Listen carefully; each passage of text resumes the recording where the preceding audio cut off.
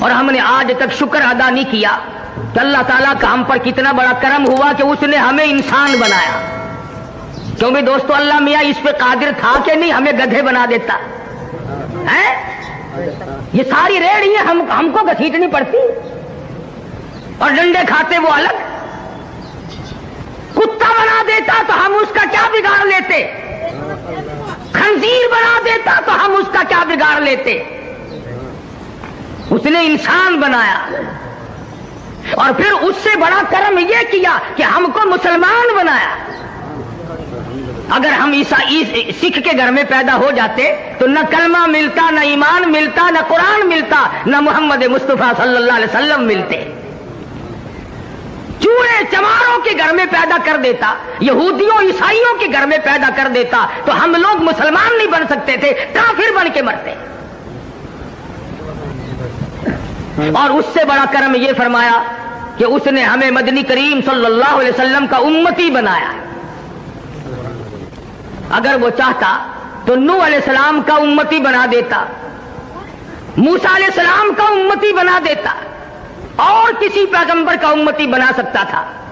حضرت شاہ ولی اللہ محدث دہلوی سب قید رحمت اللہ علیہ فضائل امت محمدیہ صلی اللہ علیہ وسلم پر لکھتے ہیں کہ دیکھو حضور اکرم صلی اللہ علیہ وسلم کی شان سب سے بڑی, عظمت سب سے اونچی, ایک خدا کی خدائی کے بعد ساری کائنات میں سب سے افضل ترین حضرت محمد کریم صلی اللہ علیہ وسلم کی ذات ہے. مرتبہ اتنا بڑا اور لائے ہیں 1,24,000 انبیاء کرام کے بعد, سب سے اخیر میں لائے. تو حضرت شاہ صاحب لکھتے ہیں کہ اس میں نقطہ یہ ہے امت کا بھلا اللہ پاک نے سوچا. آپ لوگوں سے پوچھتا ہوں, نوح علیہ السلام کی امت قبروں میں ہے, موسیٰ علیہ السلام کی امت زمین میں ہے کہ نہیں, داؤد علیہ السلام کی امت قبروں میں پڑی ہے کہ نہیں. اللہ میاں نے اس لیے حضور اکرم صلی اللہ علیہ وسلم کو اخیر میں لائے تاکہ سرکار مدینہ صلی اللہ علیہ وسلم کی امت کو قبر میں گناہگاروں کو بھی زیادہ عرصہ عذاب نہ بھگتنا پڑے.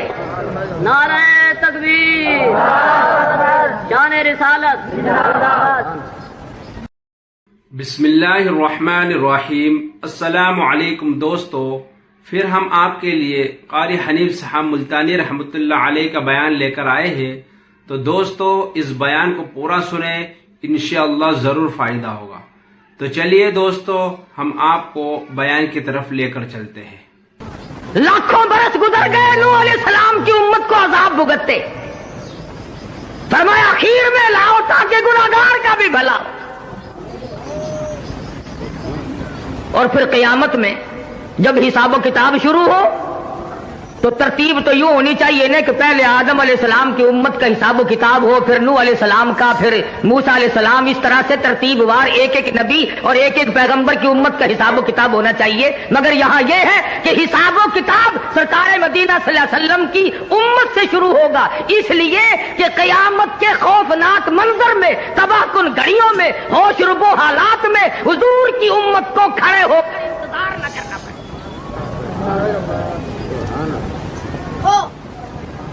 تمہیں کیا معلوم ہے کہ انتظار کی گھڑیاں کتنی مہنگی ہوتی ہیں.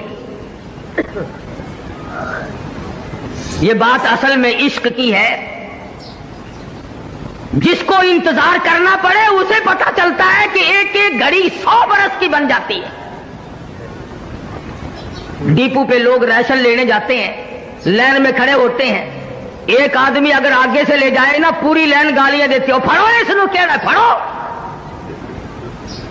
حالانکہ ایک آدمی اگر لے گیا تو کیا ہوا, اسٹیشن پہ ٹکٹوں کی لائن لگتی ہے, اگر ایک آدمی آگے سے گھس جائے سارے شور مچاتے ہیں تاکہ اتنی دیر انتظار نہ کرنا پڑے کہ ایک آدمی ٹکٹ لے یا راشن لے. تو قیامت کا حساب و کتاب اللہ پاک نے امت کی بھلائی کے لیے سب سے پہلے شروع فرمایا تاکہ حضور کی امت کو کھڑے ہو کر انتظار نہ کرنا پڑے. اب بھی اگر ہماری سمجھ میں بات نہ آئے تو پھر کسی کا کیا قصور ہے. مولانا مناظر حسن گیلانی مرحوم کی بات ہے, فرمایا محبت بھی ہوا کرتی ہے, دل بھی دل سے ملتا ہے. محبت بھی ہوا کرتی ہے، دل بھی دل سے ملتا ہے، یہ سب ہوتا ہے لیکن آدمی مشکل سے ملتا ہے۔ ملاتے ہو اسی کو خاک میں جو دل سے ملتا ہے، اور میری جان چاہنے والا بڑی مشکل سے ملتا ہے۔ آدمی یوں ہی پیدا نہیں ہوا کرتے۔ یہ جو دینی مدارس ہیں انہی کی برکت ہے ساری، کہ آج ملک میں قوم میں علوم دین اور دین کی رمک چمک باقی ہے، ورنہ قوم نے کوئی کسر نہ رکھی قرآن کریم سے عداوت میں، بغاوت میں، نفرت میں۔ جو بھی اچھا ہوشیار لڑکا ہوگا، تنو مند صحت مند ہوگا، وہ کالج پڑھے گا۔ اندھا لنگڑا للہ جو ہوگا وہ مدرسے میں آئے گا۔ جس کی لات ماری جائے اس کا باپ مدرسے میں لے کے آتا ہے، مولوی صاحب، قاری صاحب، اس کی والدہ کو بڑا شوق ہے قرآن پڑھانے کا، بس 4 بچے ہیں، ہمارا ارادہ یہ ہے کہ اس کو تو قرآن کا حافظ ہی بنانا ہے۔ ارے بنانا تیری ماں کا بس ہے، اس کو تو وہ انگریز لیتا ہی نہیں۔ اندھے کانے لنگڑے للے قرآن کے لیے اور ساری آل اولاد انگریز کے لیے۔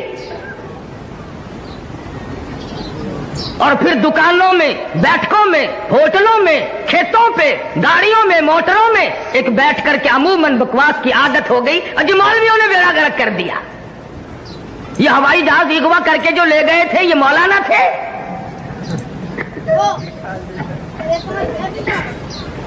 یا انہوں نے جو 54 آدمی باہر بلایا یہ کون سی جامع مسجد کے امام تھے؟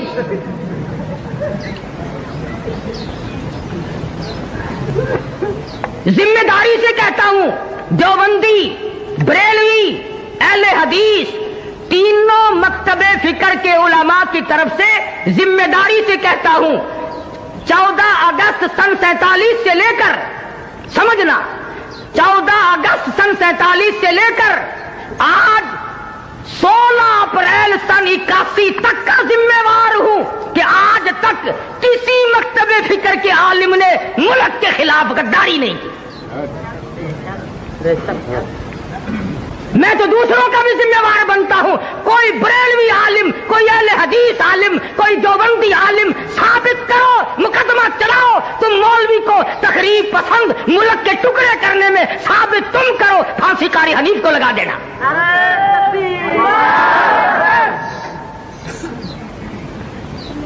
شرم کی بات ہے، قرآن کے لیے قاری حنیف جولی پھیلا کر بھیک مانگتا ہے، کالج کے لیے اربوں روپیہ گورنمنٹ دیتی ہے، اور کالج کی پیداوار وہ ہے جو ملک کو تباہ کر رہی ہے۔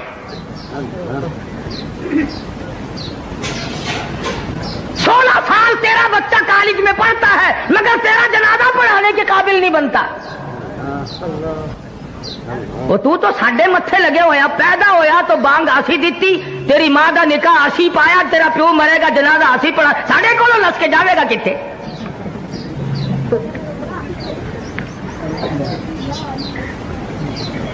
کچھ عقل کرو، ایک مزاج بنا ہوا ہے۔ اور اگر رزلٹ دیکھو نا، مڈل کا، میٹرک کا، کالج کا، ایف اے کا، بی اے کا، ہمارے عربی مدرسوں کے مقابلے میں رزلٹ لا کے دکھاؤ۔ تم نے 100 نمبر کے پرچے رکھے ہوئے ہیں، 40 بھی لے لے تو پاس ہے، 60 نمبر کم لے لے، ہمارے یہاں کل 50 نمبر ہیں اور یہ علماء 40 کر کے فیل کر دیتے ہیں۔ تمہیں دین کی کیسے قدر ہو؟ تمہارا واسطہ نہیں پڑا، تمہارا اس پہ خرچ کچھ نہیں ہوا۔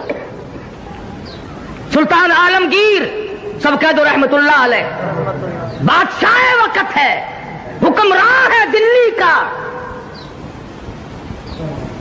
در خیبر سے لے کر چاٹاگاؤں کی پہاڑیوں تک سلطان عالمگیر کی بادشاہت ہے، مگر دیندار اتنا ہے، توجہ کرنا، بادشاہ عالمگیر کو مدنی کریم صلی اللہ علیہ وسلم کی 5000 حدیثیں زبانی یاد تھی۔ بادشاہ کو 5000 حدیث شریف زبانی یاد تھی۔ اور آج کل کی ہائی تعلیم کے بارے میں تمہیں بتاؤں، کئی کتنے سالوں کی بات ہے، عام خاص باغ میں جلسہ ملتان میں ایک وزیر آیا تقریر کرنے سے پہلے کہنے لگا پڑھو درود شریف لا الہ الا اللہ محمد الرسول